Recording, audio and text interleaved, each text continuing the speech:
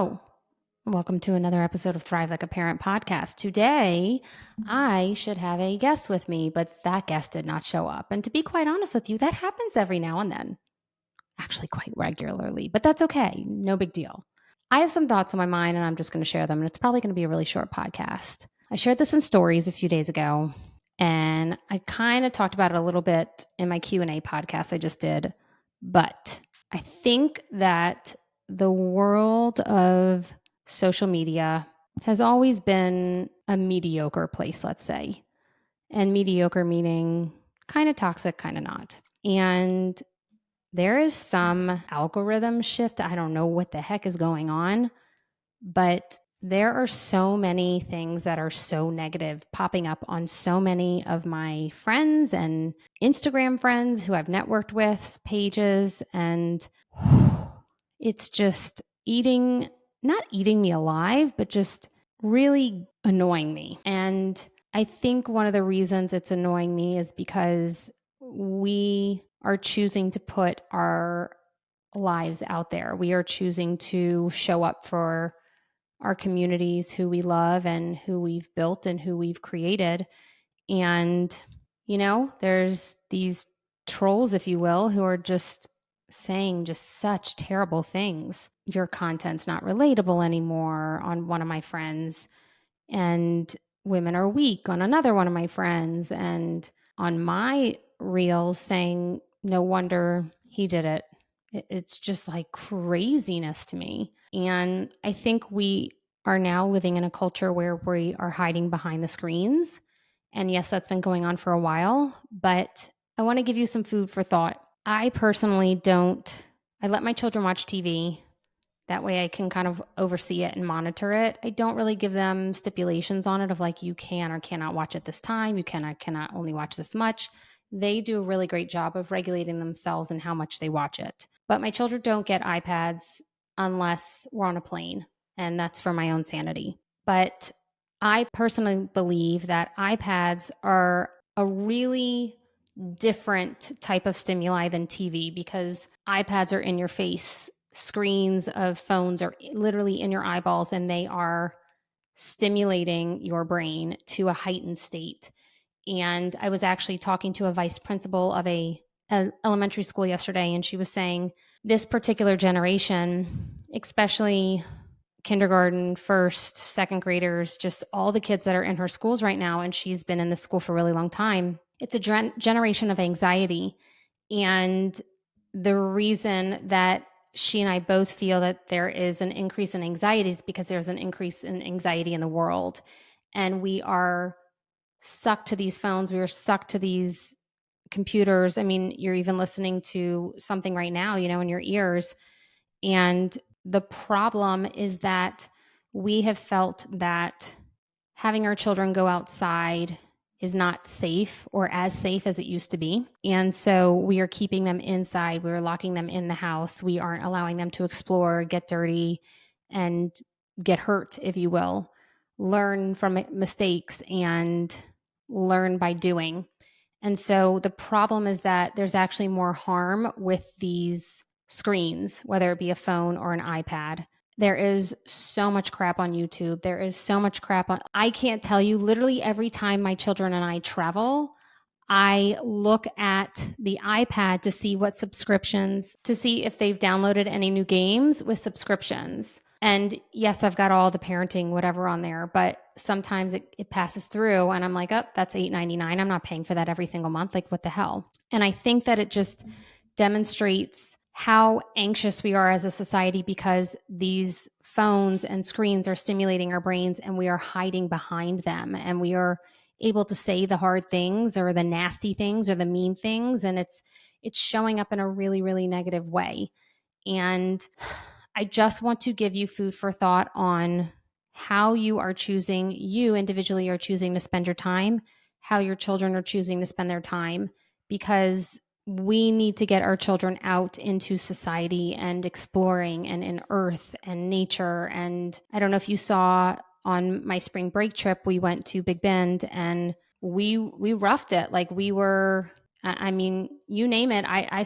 I peed many times off the side of the road. Like it was, it was great. We really did just be in nature, and there was barely any cell service, and it was wonderful. And that's how life should be. And it is very frightening to me as to if this is how things are going now, where people are hiding behind their phones and saying nasty things to individuals who are just trying to do good, literally kindness in the world, just like spread knowledge, spread kindness, spread joy, and just trying to break someone else down. Like, where are we going to be when our children are that age? And I do also believe that these screens, because they're a visual stimuli, are the cause of the anxiety generation. It is the cause because we are stimulating our brain so much that we are pushing and pushing and pushing and pushing, and we're so used to living at that heightened state. One of my absolute favorite populations, I would say, or clientele to work with is high performance CEOs. These are individuals who are absolutely crushing it financially and in their career and doing so incredibly well. But in order to have gotten to where they've gotten within their career, I am seeing that they are extremely heightened, and they have patterned that heightenedness. And I have to help them come down off that curve and learn how to step on the brake. And that is not incredibly easy to do. And I do find that more and more children are functioning at that capacity simply because of the screens and the phones and the go, go, go mentality that we are also modeling for our children. So, all wrapped up to say, this is very interesting times for me. This is very interesting, uncharted territory and waters for me. I would be lying if I didn't tell you that Instagram, which is my hub, is starting to feel like not a safe space, like it's not as authentic, or the ability to be authentic is not there. I think by individuals saying all these things, it is, even though there's pushback, and I love some of the reels that I'm seeing of like, oh, here's this comment, here's that comment. I'm going to keep dancing. Like, I'm going to keep go blow, basically. I love all of that. But I do know from side conversations and DMs and text messages from my network of Instagram women friends and within business and all the things, it's hurting them. It's getting to them. And they do a great job of moving through it and rising above it. But I just don't think that people understand the magnitude of throwing something out there like, no wonder he died. No wonder and that's so hard for me to even say, like she should have gone with him. Like, there's literally shit that is being said, and it's just absolutely crazy. A while ago, I watched Charlie, I forget her last name. She's like the number one person on TikTok. D'Amelio, excuse me. I watched her reality TV show, and I don't know, that was probably a year or two ago. It's quite interesting. I would say it's worth a watch. And the reason it's worth a watch is because these are two teenage little girls who, I mean, you see their meltdowns, you see their breakdowns. One is on the verge of suicidal thoughts, if not already there. And it is simply because of the comments that are being made all over the internet. And if we are allowing our children to be glued to these screens, where will they go when they're 12 and 13 and 14 and 15? You know, I want my children to be engaged in the world. I want my children to be engaged in social play. I want my children to be engaged in conversation and communication. I don't want it to be through text messages and nasty little, you know, comments or DMs and hiding behind things. That's how a lot of, cyberbullying happens. And you watch as these two sweet girls who, Charlie did not mean to create this monster for herself on TikTok. She just got lucky. One thing went viral, and then another went viral, and then another went viral, and then because of the virality of her page, the algorithm kept pushing her stuff because people kept watching, and she won the algorithm lottery, to be quite honest with you. It could have been anyone.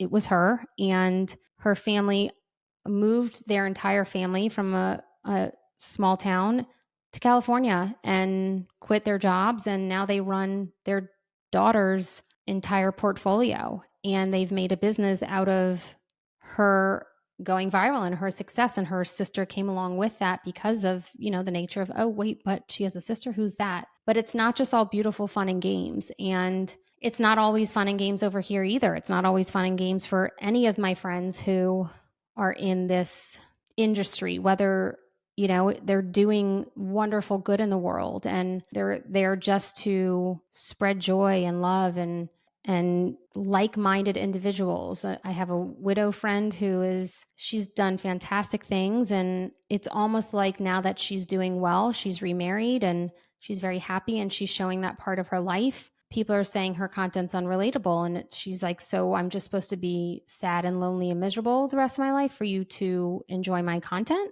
And like I said, I have another friend who shared that her husband made dinner, and it's just these nasty comments about how women are weak, and it's just awful. And so it's real. It's really real. And I haven't seen it this bad ever as I am now. And we are all grown adults, right? So imagine what our children will go through when they're older. And so this is just kind of a rant to remind you to think about how much access you give your children and what that looks like, and how much you take them out in the world and how much you keep them inside. We do tons and tons of hikes around our city. And I got to tell you, for the first year or two that we did them, my children would complain and they'd be like, I don't want to go on another hike. No. And these are like boys. Like, you would think they would like want to rough it and tough it. And I was like, come on, we're going. And now they love it. Now it's an adventure and they're totally used to it. Every now and then they complain, but they know, get your water bag, get your snackies, like get your boots on, like we got this. There is so much good and joy in being present and in the moment that comes from being in nature rather than being glued to the phones or even glued to the TV. And so I will also give you the caveat of, I needed iPads at one point in my life, especially when I was really struggling in the early stages of grief. And so I'm not shaming anyone. You get to decide what is best and right for your family. But I will let you know that this is making a difference in our children's lives, very much so. And it was such an interesting conversation with that educator yesterday, because she is seeing such a difference in the children, especially, like I said, the ones who were home for COVID. And those were big social years for them. First graders, kindergarten, pre-K, second graders, like all of those. She's seeing a lot of anxiety.